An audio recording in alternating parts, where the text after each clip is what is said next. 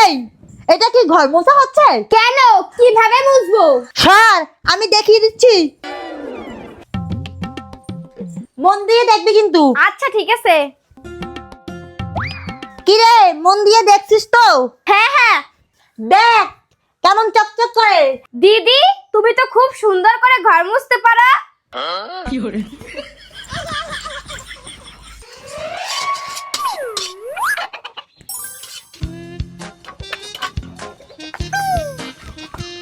দিদি, একটু খাবারটা খেয়ে দেখো তো রান্নাটা কেমন হয়েছে।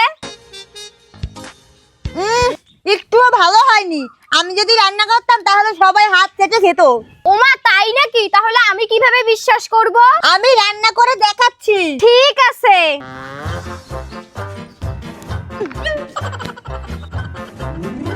নে, এবার টেস্ট করে দেখ। বাহ দিদি, দারুণ রান্না হয়েছে তো।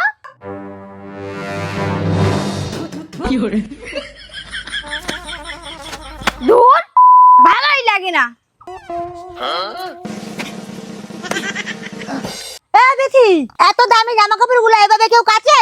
তাহলে কিভাবে কাচবো? দে আমি দেখিয়ে দেই। স্যার, আমি দেখিয়ে দেই। এভাবে ধরতে হয়, ধরে আস্তে আস্তে করতে হয়। কোথায় গেল? দুধ।